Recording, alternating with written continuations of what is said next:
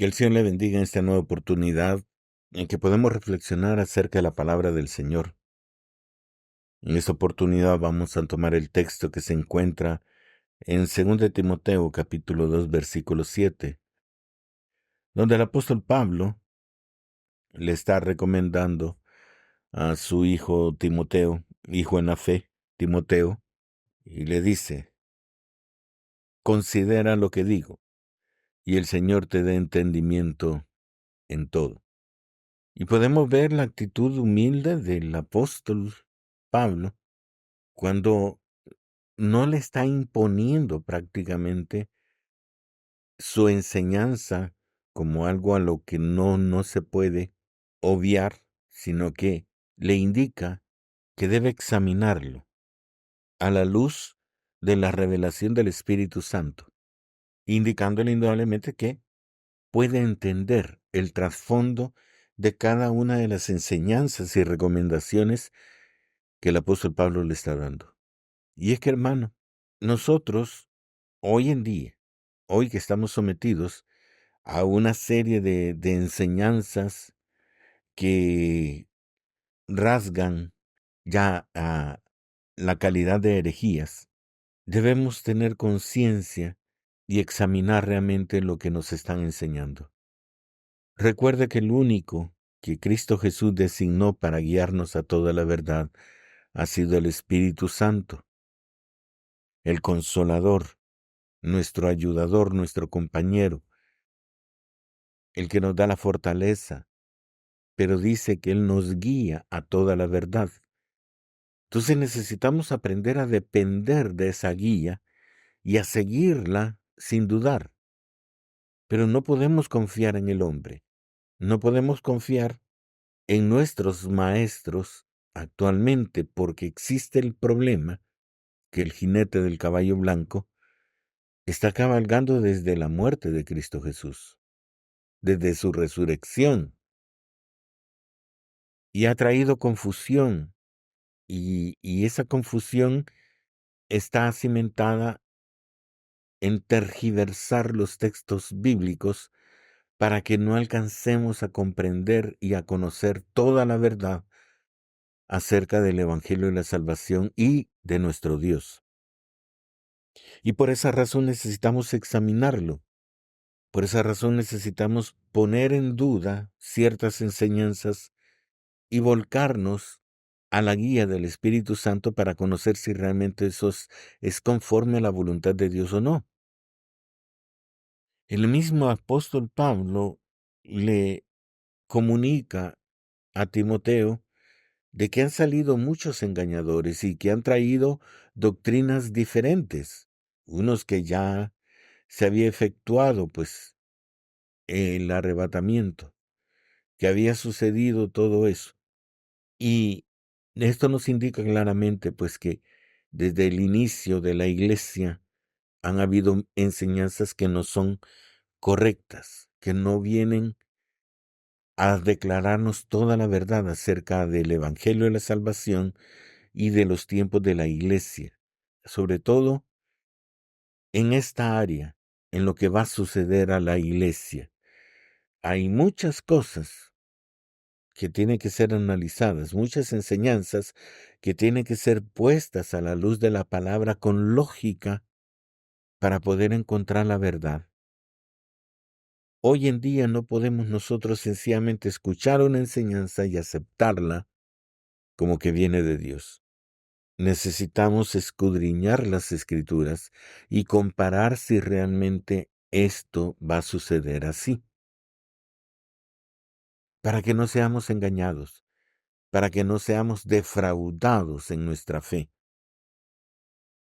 Porque hay muchas cosas que se están diciendo acerca del devenir de los tiempos de la iglesia, que si esto no sucede, la fe de muchos va a ser golpeada. Y muchos, al sentir ese golpe o al recibir ese golpe, pues indudablemente van a retroceder en el camino de la salvación y ya no van a creer, aunque se les diga la verdad, ya no van a creer a las palabras que cualquier siervo del Señor les pueda decir. Ese es el gran riesgo, ese es el problema, y esa es la estrategia que está utilizando el enemigo hoy en día para confundir al pueblo en su esperanza de salvación. Por eso necesitamos estar examinándolo. Un cristiano, un verdadero cristiano, no puede vivir sin estar escudriñando la palabra. No puede vivir únicamente de lo que sus maestros, sus líderes, sus pastores, sus guías espirituales le estén diciendo. Siempre tiene que ir a la palabra, examinar la palabra, considerar si realmente tiene la lógica espiritual que le da el Espíritu Santo y entonces retener lo bueno. Es el consejo que le da el apóstol Pablo a la iglesia en 1 Tesalonicenses 5:21 y les está recomendando examinadlo todo, retener lo bueno. Examinadlo todo, retener lo bueno. ¿Por qué? Precisamente porque ya habían falsos maestros, ya habían introducido herejías. Herejías es lo que es contrario a lo que la palabra realmente declara. Es una mentira y que está fundamentada quizás en algún texto, pero que está sacado del contexto. Entonces ahí donde nosotros debemos tener cuidado. Si usted saca del contexto de la enseñanza original una afirmación, un consejo, entonces pierde su forma, pierde la sustancia con la cual se dio esa enseñanza. Y es ahí donde nosotros necesitamos escudriñar la palabra y encontrar lo que realmente Dios quería comunicar a través de sus siervos. Recuerde que toda la palabra es inspirada por el Espíritu Santo. Entonces el que nos va a guiar a toda la verdad de lo que se debía entender es el Espíritu Santo. Y si nosotros queremos tener realmente una vida saludable, espiritual, una vida espiritual saludable, necesitamos adentrarnos en la palabra del Señor y leer con la intención de comprender, de adquirir entendimiento, porque de otra forma, hermano, vamos a ser engañados. Recuerde que está la amenaza de la que Dios hace el reclamo en el libro de Oseas, en capítulo 4, donde precisamente habla a los sacerdotes y a los profetas que eran los encargados de transmitir la palabra del Señor y de enseñarle al pueblo las actitudes que debía tener. Y entonces hace la afirmación, el profeta, inspirado por el Espíritu Santo, y dice, mi pueblo perece porque le faltó conocimiento. Pero ¿a qué se debe eso de que le falta conocimiento? Y el juicio viene sobre el sacerdocio, sobre los profetas, sobre aquellos que Dios ha utilizado para enseñarle al pueblo la verdad. Y dice en el libro de Oseas, capítulo 4, versículo 4, en adelante, ciertamente hombre no contienda ni reprenda a hombre, porque tu pueblo es como los que resisten al sacerdote. Caerás por tanto en el día, y caerá también contigo el profeta de noche, y a tu madre destruiré. Mi pueblo fue destruido porque le faltó conocimiento. Por cuanto desechaste el conocimiento, yo te echaré del sacerdocio, y porque olvidaste la ley de tu Dios, también yo me olvidaré de tus hijos. Entonces, el juicio por la falta del conocimiento del pueblo es hacia sus maestros, hacia aquellos que les enseñan. Y eso nos advierte a nosotros que debemos tener cuidado de lo que nosotros estamos recibiendo como una enseñanza. Porque hoy, lamentablemente, hay mucha contaminación de doctrina. y se adora la doctrina por sobre la verdad de Dios. Y entonces mucho fundamenta su enseñanza en doctrina, pero no en la palabra de Dios. Y por eso debemos tener mucho cuidado. Si tú quieres servir al Señor, si tú quieres adorar al Señor en espíritu y en verdad, tienes que meterte directamente con las cosas de Dios. No tienes que depender de hombres. Está la sentencia en el libro de Jeremías: maldito el hombre que confía en el hombre. Entonces tiene que trascender. Cada quien tiene su participación. El mismo apóstol Pablo nos enseña de que Dios puso a unos apóstoles, a otros profetas, a otros evangelistas, a otros pastores y maestros, de tal forma que todos estén colaborando para la edificación del cuerpo de Cristo.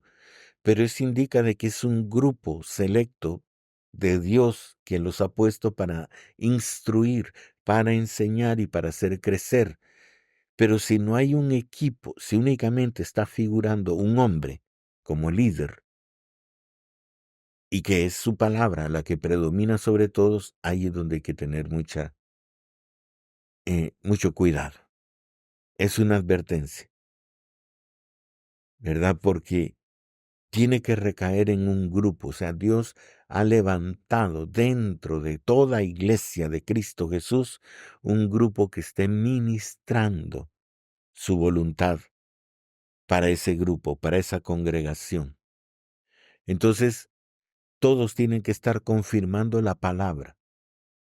Y esta palabra, o sea, nos debe hablar al alma, de tal forma que nosotros podamos coincidir entre la enseñanza que estoy recibiendo y la palabra de Dios.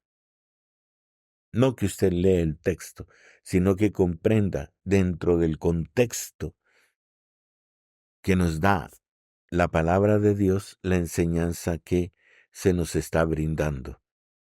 Porque hay que discernir la palabra, ciertamente, y hay quienes tienen la gracia del Señor para discernir y entonces traernos una nueva enseñanza, un nuevo propósito, encaminarnos mucho más adentro de lo que nosotros estamos dentro de las cosas espirituales de Dios, de tal forma que nuestra vida sea transformada. Y ahí es donde entra la otra parte que traigo a reflexión, es que está en 1 Corintios 11:31. En esta palabra, el apóstol Pablo nos indica realmente la actitud que nosotros debemos tener. Y dice, 1 Corintios 11:31, si pues nos examinásemos a nosotros mismos, no seríamos juzgados. ¿Por qué? Porque si nuestro juicio es verdadero, tomando la palabra del Señor para redarguir nuestra vida, y nosotros tomar las acciones correctivas ante toda actitud nuestra que no esté conforme a la voluntad de Dios, entonces ya no tiene efecto el juicio, porque nosotros mismos nos estamos guiando hacia toda la verdad. Y en esto nos ayuda el Espíritu Santo, que es Él el que nos está guiando a toda la verdad, es Él el que nos está señalando el pecado que está en nosotros para que corrijamos, para que tomemos una actitud correctiva en nuestra propia vida y entonces no necesitemos de entrar en el proceso de purificación que Dios tiene sobre todo hombre y donde se efectúa la transformación de pasar del viejo hombre al nuevo hombre, al que es conforme a la imagen y la semejanza de la plenitud de Cristo Jesús. Es allí donde está el juego. Entonces, yo ya tengo un parámetro sobre el cual mi vida espiritual debe estar regida. Yo tengo que alcanzar esa imagen, esa semejanza de la plenitud de Cristo Jesús, porque fue esa imagen la que trajo complacencia al corazón de Dios Padre. Y por eso él exclamaba a oído de los hombres que estaban alrededor de Cristo Jesús, y él decía, este es mi Hijo amado, en quien tengo complacencia, a él oíd. ¿Y qué es lo que enseñaba Cristo Jesús? La palabra. Él no sacaba de contexto ninguna de las enseñanzas que dio, sino que al contrario estaban cimentadas todas en el cumplimiento de la palabra, de los mandamientos, y de esa forma, pues hacer la voluntad de Dios. Y toda la enseñanza de Cristo Jesús nos lleva al cumplimiento de la palabra. Entonces, ese es el parámetro global o general que nosotros necesitamos entender. Todo está en la palabra. Entonces yo tengo que conocer la palabra para poder agradar a Dios, primeramente a Cristo. Y Cristo poder presentarle al Padre la obra que Él ha hecho en nuestra vida y decirle, valió la pena mi sacrificio. Entonces no nos podemos conformar con solo ir a la iglesia. Eso no salva. Tengo que estar examinando mi vida para comprender, conocer y determinar que mi participación dentro de las cosas espirituales de Dios, como ir a la iglesia, leer su palabra, orar, hacer ayuno, hacer vigilia, presentar mi sacrificio diario, todo eso me está transformando. Y entonces yo me voy a dar por satisfecho cuando realmente mi vida tenga los frutos del Espíritu Santo en abundancia para Dios, que pueda tener amor, fe, paciencia, benignidad, bondad, mansedumbre, templanza, gozo, paz, en abundancia. Y entonces Dios va a encontrar que en nosotros la palabra está rindiendo el fruto que Él desea encontrar en nosotros. Y al tener esa abundancia de fruto, ya seremos la imagen y semejanza de Cristo Jesús. Cuando nosotros logremos comprender y tener entendimiento en ese propósito, nuestra vida va a cambiar hacia algo bueno, hacia algo positivo. Y entonces ya no sencillamente voy a ir a la iglesia a pasar el tiempo. Voy a ir a la iglesia precisamente para poder obtener algo nuevo, porque el propósito o la ganancia de aquellos que aman al Señor es que en todo momento van a estar recibiendo algo nuevo.